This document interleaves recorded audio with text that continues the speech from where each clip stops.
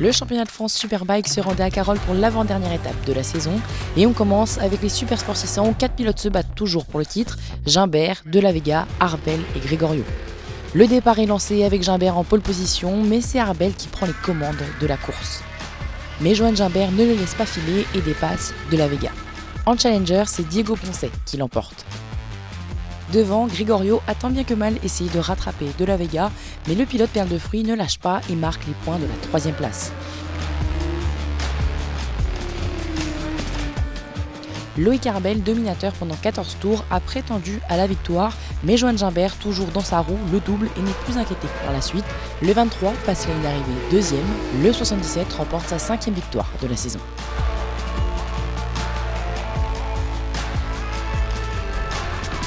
En deuxième manche, le départ est lancé avec le quatuor habituel qui s'échappe, où Arbel prend rapidement l'avantage sur Gregorio. Vincent Falcon gagne la course en challenger et termine 5e au scratch après sa disqualification du matin. Entre Loïc Arbel et Enzo De La Vega, une belle bataille s'installe tout au long de l'épreuve. Spectateur de la lutte devant lui, Mathieu Gregorio empoche les points de la 4e position. Le pilote PMR termine à la 3e place après un incident avec un retardataire. Le 114 accroche lui la 2e position et fait patienter Johan Gimbert pour le titre de champion de France.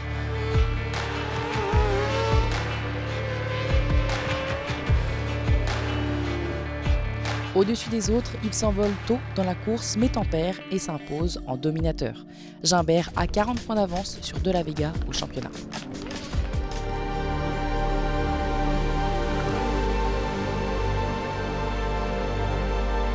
Passons au Superbike où seulement 2 points séparent Di Meglio et Forêt en arrivant à Carole. Au départ, le 36 heurte son coéquipier Tescher, il tire tout droit dans les herbes et évite la chute. Perolari s'installe en leader après un bon départ, mais un drapeau rouge est agité. Les pilotes repartent dans le même ordre de la grille originelle. Axel Morin rentre dans le top 5 pour la première fois cette saison. Moins bien, après le 2e départ, Alain Tescher se fait reprendre la 3e place par Perolari, il finit 4e. Le 96 retrouve le podium scratch et l'emporte sans difficulté en challenger. En peine avec une mauvaise adhérence, Di Meglio ne parvient pas à rattraper la tête de course, il termine 2e. Devant, Jérémy Guarnoni, dans un très bon rythme, est installé en solide leader. Mais le Toulousain commet une erreur et croise l'avant à 2 tours de la fin, sous la pression de Kenny Forêt, qui hérite de la 1re place et reprend l'avantage au championnat. Il le mène pour la première fois cette saison.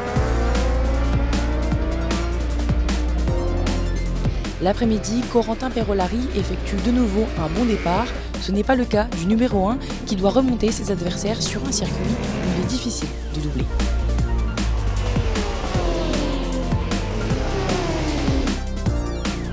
Abîmé par la chute du matin, la moto met en difficulté Jérémy Guarnoni. Il se hisse néanmoins dans le top 5. Premier Yamaha, Corentin Perolari termine aux portes du podium derrière Alain Tescher qui réalise une meilleure 2e course et termine 3e. Après avoir doublé les pilotes devant lui, dont Mike Di Meglio, le champion de France 2022 se retrouve en tête. Le pilote CBO Honda revient dans sa roue dans les derniers tours. Kenny Forêt ferme les portes et freine très tard dans le dernier virage du dernier tour. Risqué mais fructueux, il passe la ligne d'arrivée le premier. Forêt repart avec 9 points d'avance sur Di Meglio pour la finale au Castellet. Place au sidecar. Dans la catégorie F600, les salles 41 et 72 ont bataillé et dominé ce dimanche. En F600, Vinet et Pira terminent 3e des 2 courses. Le duo Wissen et Salmon ont cru à la victoire le matin, mais font 2e, tout comme l'après-midi. C'est le père et le fils Peugeot qui repartent avec 2 succès ce dimanche. En F2, Bergeon et Colombin font 3e et 2e en fin de week-end. Inversement pour les 156, Guillard et Écorchard qui montent sur la 2e puis 3e marche du podium. Avec 2 victoires supplémentaires, Palaker et Sessuti sont champions de France F2.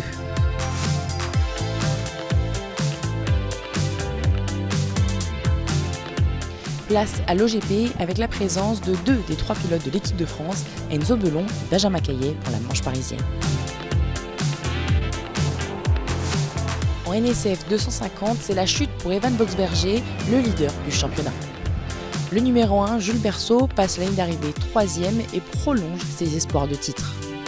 Lucas Bosson marque les points de la 2e place et c'est Enzo Belon, pilote en équipe de France, qui s'impose avec 15 secondes d'avance. En pré-moto 3, sur sa B11, Enzo Dupuis rentre dans le top 3. Le numéro 458, Quentin Godefroy, passe le damier en 2e position. Et la victoire revient à David Dacosta, sa première dans la catégorie, et dispose d'une longueur d'avance sur son coéquipier Henri Mignot, qui casse son sélecteur et termine 10e à 4 tours. L'après-midi, la 6e place suffit à Evan Boxberger pour être titré champion de France en NSF 250. Livio Mirabel et Jimmy Primo ont tenu le suspense toute la course, mais Mirabel ne parvient pas à le dépasser, il finit 3e, le 55 2e. En provenance de l'European Talent Cup, Enzo Belon remporte la 2e course. En pré-moto 3, Randy Truchot passe le damier 3e. Le numéro 17, Enzo Dupuis, lui 2e. Devant, Henri Mignot domine mais commet une erreur à quelques tours de la fin. Sans gravité, il remonte sur sa moto et gagne la course. Il prend les commandes du championnat pour un petit point sur Dacosta.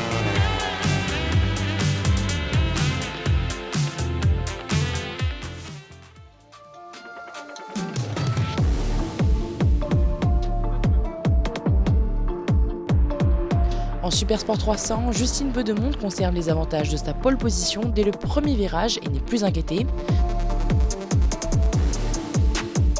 Dans les premiers instants, Rossignol heurte Delbosque et abandonne. Le numéro 4 finit sur la 3e marche du podium. Cyprien Baby passe le damier en 2e position à près de 7 secondes de Justine Beaudemonde qui remporte la course.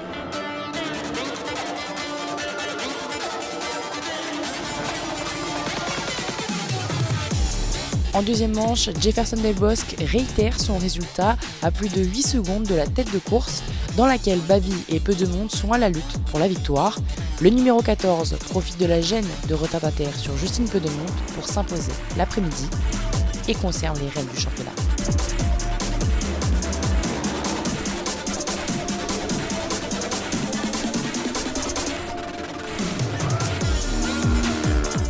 Terminons avec les Moto 4, Moto 5 où les batailles étaient nombreuses.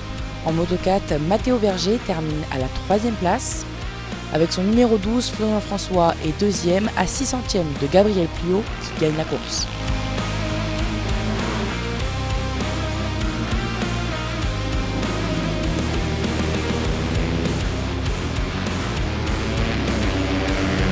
En Moto 5, Roméo Monéron est 3e. Elliot Carvalho finit à la 2e position. C'est Eddie Kénéan qui monte sur la première marche du podium.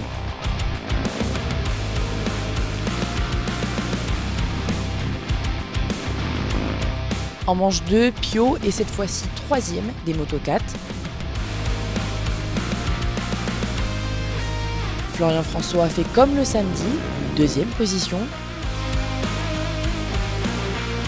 Matteo Berger, le 42, passe la ligne d'arrivée le premier, mais Pio est toujours leader de la catégorie.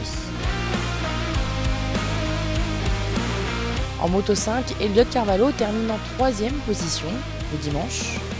Devant, Teddy Kénéan marque les points de la 2e place. 15 secondes devant, Roméo Monéron remporte la dernière course du week-end et est toujours premier au championnat.